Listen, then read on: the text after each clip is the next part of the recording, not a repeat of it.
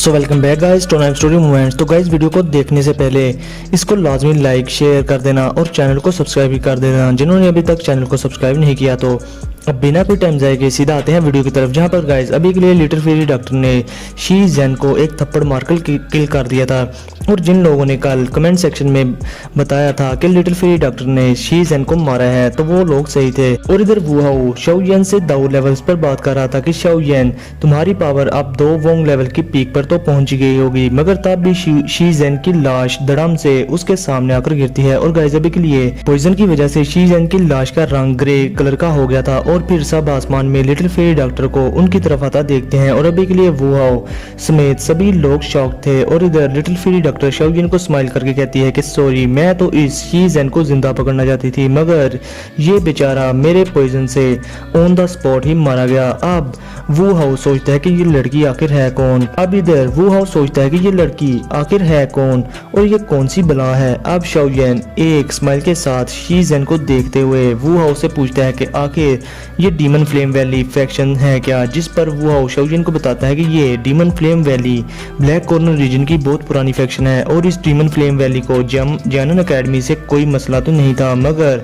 Shao gate से जैनन academy के अच्छे रिलेशंस की वजह से। इस पर शाओ येन कहता है कि असल मुद्दा क्या है, मुझे वो बताओ। जिस पर वू हाउ बताता है कि जैसा कि शाओ गेट 2 सालों में बहुत ज्यादा ग्रो कर चुका है और इस पर डीमन फ्लेम वैली को शाओ गेट की तरक्की देखकर जलन होती है और इस वजह से डीमन फ्लेम वैली ने अपना ब्लैक कॉर्नर रीजन में ओल्ड होने पर शाओ गेट पर दबाव डाला और शाओ गेट से बहुत सारी फाइट्स भी की, जो शाओ गेट लगातार हार रहा था। मगर फिर एट द एंड जैनन एकेडमी के एक्सपर्ट्स ने आकर डीमन फ्लेम वैली की बहुत धुलाई की और उनके बहुत सारे एक्सपर्ट्स को किल भी कर दिया। अब इस वजह से डीमन फ्लेम वैली हमारी जैनन एकेडमी की दुश्मन बनी बैठी है और पिछले 2 सालों से ये डीमन फ्लेम वैली के कमीने एक्सपर्ट्स हमारे स्टूडेंट्स को टारगेट बनाकर उन्हें किल कर रहे हैं। और ये डीमन फ्लेम वैली पिछली बार के हैंग फैंग के स्ट्रॉन्ग एक्सपर्ट्स के यूनियन से कम पावरफुल नहीं है। और अभी के लिए जैनन एकेडमी की स्ट्रेंथ के साथ हम इस डीमन फ्लेम वैली को कम्प्लीटली खत्म नहीं कर सकते। और ये तो शुक्र है कि आज के दिन तुम यहाँ आ गए, वरना हम भी तुम्हारे सामने जिंदा ना खड़े होते। अब शाओ येन हंसकर कहता है कि ये डीमन फ्लेम वैली जितनी भी ओल्ड हो, मगर ये जैनन एकेडमी से पहले की तो नहीं बनी हुई। और फिर शाओ येन कहता है कि सभी को ये लगता है कि जैनन एकेडमी में सिर्फ एक अलाइड 2 जोंग है जो कि फर्स्ट एल्डर शू के आना है, मगर मैं जानता हूँ कि जैनन एकेडमी की एक्चुअल स्ट्रेंथ अभी एकेडमी में छुपी बैठी है। जैसे कि जैनन एकेडमी के वो मिस्टीरियस वैली के 2 हॉल गार्डियंस। और अब वू हाउ हंसते हुए कहता है कि वो गार्डियंस तब भी अपीयर होंगे जब जैनन एकेडमी पर कोई क्रिटिकल टाइम आ जाएगा। इवन के वो गार्डियंस तो हैंग फैंग के इनर एकेडमी में घुस जाने पर भी अपीयर नहीं थे हुए। अब शाओ येन वू हाउ से पूछता है कि क्या डीमन फ्लेम वैली में कोई अलाइड 2 जोंग भी है जिसकी वजह से वो इतने फुदक रहे हैं। जिस पर वू हाउ कंफर्म करता है कि हाँ, उनके पास एक अलाइड 2 जोंग एंसेस्टर है और वो डीमन फ्लेम वैली का चीफ है और वो बहुत कामी अपीयर होता है। ज्यादातर वक्त वो अपनी ट्रेनिंग पर लगा देता है। जिस पर शाओ येन सोचता है तो अच्छा ये बात है कि ये डीमन फ्लेम वैली अभी तक ब्लैक कॉर्नर रीजन में बची है, वरना जैनन एकेडमी ने कब का इसका सफाया कर दिया होता। अब शाओ येन मजीद सोचता है कि ब्लैक कॉर्नर रीजन में तो बहुत सारी टाइगर्स हैं जो खुद को छुपा कर रखते हैं। मैं तो समझता था कि यहाँ के स्ट्रॉन्गेस्ट लोग तो बस गोल्डन सिल्वर ब्रदर्स ही हैं। अब इसके बाद शाओ येन कहता है कि यार मैं 2 साल ब्लैक कॉर्नर रीजन से गायब क्या रहा, ब्लैक कॉर्नर रीजन का तो हुलिया ही बदल गया है। और फिर इसके साथ ही शाओ वू भी शाओ येन से कहती है कि मुझे नहीं लगता कि तुम यहाँ पर सैर सपाटे के लिए आए हो। जिस पर शाओ येन हंसते हुए कहता है कि हाँ, मुझे फर्स्ट एल्डर शू के यहाँ से कुछ काम है और तो और अभी तक तो ब्लेजिंग स्काई की रिफाइनिंग टावर की फॉलन हार्ट फ्लेम भी खत्म हो चुकी होगी ना। जिस पर शाओ वू गुस्से से शाओ येन से कहती है कि अगर फर्स्ट एल्डर शू के डीमन फ्लेम वैली के झंझटों में ना फंसे होते तो वो फिर जामा एम्पायर में खुद जाकर तुम्हें कान से पकड़कर वहां से लेकर आते। अब शाओ येन इस पर चुप हो जाता है। अब शाओ येन वू हाउ को बताता है कि मैं ब्लैक कॉर्नर रीजन की लार्ज स्केल ऑक्शन में जा रहा हूँ क्योंकि मुझे वहां से कुछ मेडिसिनल इंग्रेडिएंट्स चाहिए, इसलिए बस अभी इस ऑक्शन को विजिट करके ही मैं वापस एकेडमी में आऊंगा। अब वू हाउ ये सुनकर हैरान था और वो कहता है कि तुम इस ब्लैक एम्परर सिटी में होने वाली ऑक्शन की बात कर रहे हो क्या? अगर ऐसा है तो तुम केयरफुल रहना, क्योंकि वहाँ पर डीमन फ्लेम वैली के लोगों ने भी पार्टिसिपेट किया है। जिस पर शाओलिन कहता है कि तुम रिलैक्स हो जाओ, जरा मैं भी तो देखूं मेरी जियानन एकेडमी से पंगा लेने वाली ये डीमन फ्लेम वैली फैक्शन आखिर कितने पानी में है। अब शाओलिन कहता है कि तुम लोग मेरे साथ चलो ब्लैक एम्परर सिटी तक, मैं तुम लोगों को प्रोटेक्ट करूंगा। और फिर इसके साथ ही शाओलिन जमीन पर पड़े डीमन फ्लेम वैली के सभी के लोगों की लाशों को जलाकर राख कर देता है। और फिर शाओलिन सभी के स्टूडेंट्स को लेकर ब्लैक एम्परर सिटी के बाहर पहुंच जाता है और वहां पर फिर शाओलिन वू हाओ के ग्रुप से सेपरेट हो जाता है। अब वू हाओ भी शाओलिन के साथ उस ऑक्शन में जाना तो चाहता था, मगर एक तो वो इंजर्ड था और दूसरा उसके कांधों पर स्टूडेंट्स की जिम्मेदारी थी। अब little fairy doctor black corner reason में जगह जगह फाइट देकर हैरान थी, मगर फिर वो शाओलिन और लिटिल गर्ल जियन की तरह उन फाइट्स को इग्नोर करने लगती है। अब वो लोग ब्लैक एम्परर सिटी की सिटी वॉल के बाहर पहुंच जाते हैं और इस सिटी वॉल का मटेरियल देखकर लिटिल फेरी डॉक्टर कहती है कि मुझे लगता है कि ये ब्लैक एम्परर सेक्ट बहुत ही ज्यादा अमीर है, जो इनकी दीवार भी इस अजीब से पावरफुल मटेरियल से बनी हुई है जो कि किसी भी अटैक को रिफ्लेक्ट कर सकता है। अब शाओलिन ने इस रास्ते में बहुत सारे स्ट्रॉन्ग ऑरास को फील किया था जो कि इस ब्लैक एम्परर सिटी में जा रहे थे। और अभी शाओलिन कहता है कि यहाँ पर जिसकी कलाई मजबूत होगी उसी का जोर चलेगा। अब इसके साथ ही शाओलिन पिद्दी जियन को गुद से पकड़कर इधर उधर उंगलियां करने से रोकता है और कहता है कि अगर तुमने फास्ट की तरह यहाँ से किसी की चीज चुराई तो इससे बहुत मसला हो जाएगा, इसलिए कोई शरारत नहीं करना और यहाँ पर ओबीडियंट बनकर रहो। और फिर शाओलिन लिटिल गर्ल जियन को लेकर चल पड़ता है। और गाइस अभी के लिए लिटिल फेरी डॉक्टर को भी वहाँ पर बहुत सारे लोग घूर घूर कर देख रहे थे और अभी के लिए लिटिल फेरी डॉक्टर शाओलिन के सामने बड़ी मिशनी बनी हुई थी और अगर शाओलिन इधर ना होता तो लिटिल फेरी डॉक्टर बड़े आराम से उन सबको किल कर देती, क्योंकि बंदों को किल करने के मामले में वो जरा भी नहीं हिचकिचाती थी। अब गाइस इसके साथ ही सिटी की एंट्रेंस में कुछ लोग लिटिल गर्ल जियन और लिटिल फेरी डॉक्टर को देखकर उन पर गंदे गंदे पॉइंट्स मारते हैं और वो कहते हैं कि जरा इस लड़की को तो देखो कितनी प्यारी है। जिस पर दूसरा बंदा लिटिल गर्ल जियन को देखकर कहता है कि ये भी कुछ कम नहीं, इससे भी काम चल जाएगा।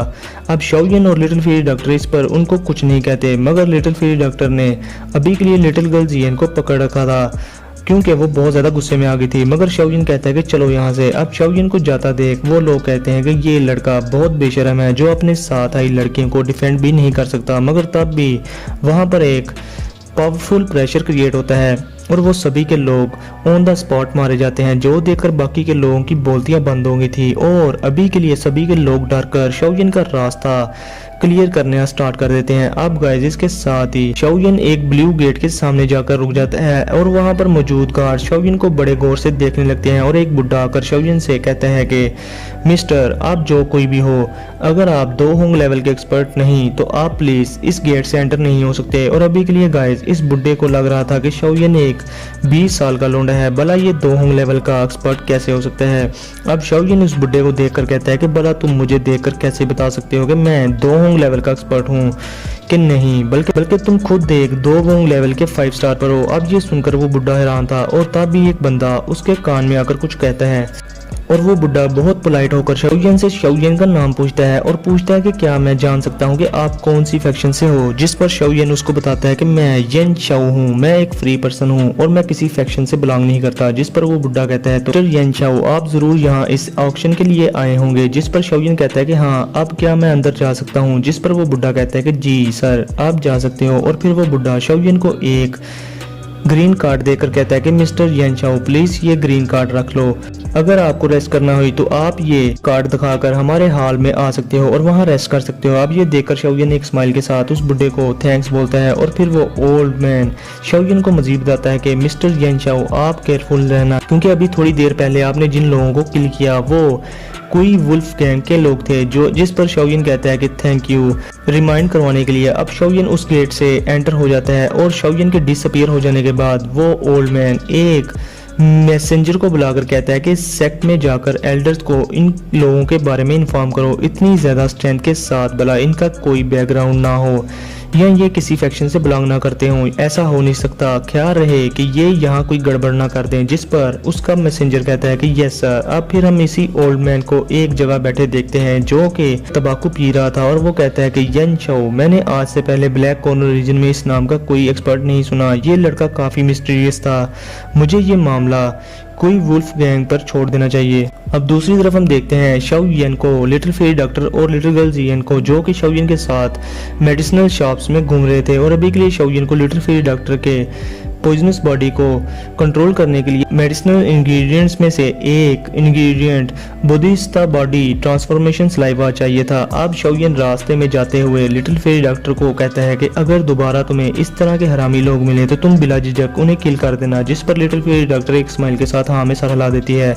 अब शाओ यन को वहाँ किसी भी मेडिसिनल शॉप से बुद्धिस्ता बॉडी ट्रांसफॉर्मेशन सलाइवा के रिलेटेड कोई भी न्यूज़ नहीं मिलती, मगर तब भी शाओ यन एक बड़ी सी मेडिसिनल इंग्रेडिएंट्स से भरे हुए पेंट हाउस के सामने आकर रुकता है। अब इतने सारे मेडिसिनल इंग्रेडिएंट्स को देखकर तो लिटिल गर्ल जियन बहुत ज्यादा खुश थी, मगर शाओ यन उसको पकड़कर साइड पर ले जाता है। अब शाओ यन वहां पर बहुत सारे रेयर मेडिसिनल इंग्रेडिएंट्स देखकर पूरी तरह से हैरान था। अब इस शॉप में काम करने वाला बंदा शाओ यन को देखकर कहता है कि मिस्टर, आपको हमारी 1000 मेडिसिनल शॉप से क्या चाहिए, क्या पता जो आप खरीदना चाहते हो वो यहाँ पर हो। अब शाओ यन इस पर कुछ ज्यादा नहीं बोलता, वो एक पेपर निकालकर उस बंदे को पकड़ा देता है जिस पर हेवन साउल ब्लड बोन पिल बनाने के लिए जो मेडिसिनल इंग्रेडिएंट्स यूज होने थे वो लिखे हुए थे, जिस पर वो बंदा वो पेपर रीड करके हैरान होकर शाओ यन को देखकर कहता है कि मिस्टर, क्या आप एल्केमिस्ट हो? जिस पर शाओ यन कहता है कि क्या कोई एल्केमिस्ट यहाँ नहीं आ सकता, या तुम लोगों ने एल्केमिस्ट पर बैन लगाया हुआ है इस शॉप में आने से। जिस पर वो ओल्ड मैन हंस कर कहता है कि मिस्टर, गुस्सा ना हो, मैं खुद एक एल्केमिस्ट हूँ और जिस तरह ये मेडिसिनल इंग्रेडिएंट्स अरेंज करके आपने लिखे हैं तो मुझे लगा कि आप एक एल्केमिस्ट हो। जिस पर शाओ यन कहता है कि मैं एक छोटा सा एल्केमिस्ट हूँ। अब वो ओल्ड मैन हंसते हुए शाओ यन को बताता है कि मेरे पास इन 8 इंग्रेडिएंट्स में से सिर्फ 5 मेडिसिनल इंग्रेडिएंट्स हैं और ये जो बाकी के 3 मेडिसिनल इंग्रेडिएंट्स हैं जिनमें jade bone fruit,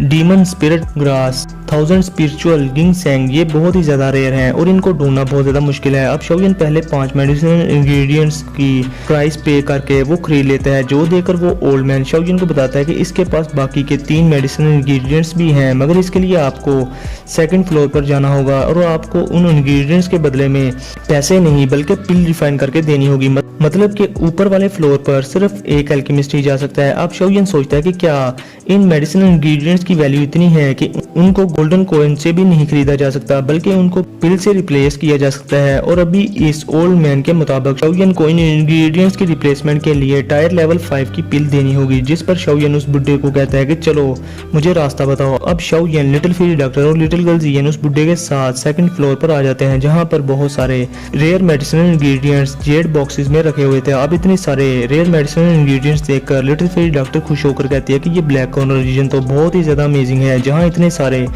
rare medicinal ingredients हैं। अब इधर लिटिल गर्ल जियन पागलों की तरह कुछ मेडिसिनल इंग्रेडिएंट्स को आंखें फाड़ फाड़ कर देख रही थी और वो अभी के लिए इस टेबल पर वो इंग्रेडिएंट्स उठाने के लिए झुक भी चुकी थी और उसका मुंह खुले का खुला था। अभी के लिए जो देखकर शाओ यन जल्दी से लिटिल गर्ल जियन को पकड़कर कहता है कि लिटिल ग्रैंड आंट, बाज आ जाओ, तुम मुझे यहाँ अब बेइज्जत ना करवा देना, ये वो इंग्रेडिएंट्स नहीं है जो तुमने चुराए हों। जिस पर लिटिल गर्ल जियन गुस्से में कहती है कि मैंने जो इंग्रेडिएंट्स चुराए थे मैंने वो कब खाए थे। जिस पर शाओ यन हंसते हुए कहता है कि अगर वो मैं तुम्हें रखने को दे देता तो तुम वो जरूर खा जाती। जो सुनकर लिटिल गर्ल जियन को शाओ यन पर बहुत ज्यादा गुस्सा आता है और इधर लिटिल फेरी डॉक्टर की अपीयरेंस की वजह से सभी के लोग उसको घूर रहे थे और दूसरी तरफ लिटिल गर्ल जियन और शाओ यन आपस में लड़ रहे थे कि वो मेडिसिनल इंग्रेडिएंट्स जो उन्होंने रास्ते में चुराए थे वो लिटिल गर्ल जियन कह रही थी कि वो मेरे हैं, मगर और शाओ यन कह रहा था कि वो मेरे हैं, मगर तभी वहां पर एक ओल्ड मैन आता है जिसका नाम ओल्ड यन था और उसके साथ एक लड़की भी थी।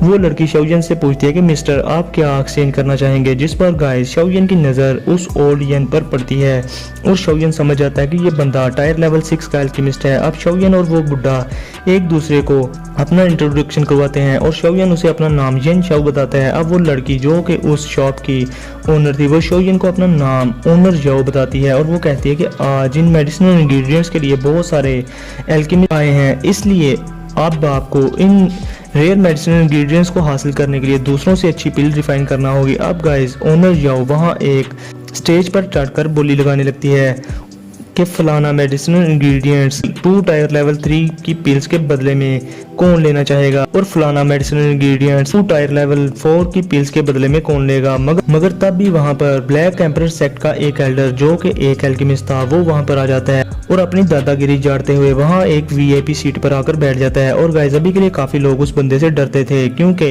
ब्लैक एम्परर सिटी पर ब्लैक एम्परर सेक्ट का ही राज चलता था। और वो उस शॉप की ओनर याओ वो बेचारी परेशान हो जाती है और वो सोचती है कि ये कमीना अब कौन सा मेडिसिनल इंग्रेडिएंट्स यहाँ से लेकर जाएगा। मेरे ये मेडिसिनल इंग्रेडिएंट्स मेरे लोग अपनी जान के बदले में हासिल करते हैं और ये दादागिरी दिखाकर ये एल्डर यहाँ से ये सब कुछ ले जाता है। तो गाइज इसके साथ ही हमारा आज का ये एपिसोड यहीं पर होता है खत्म। तो इस बुड्ढे की दादागिरी हम निकलवाते हैं।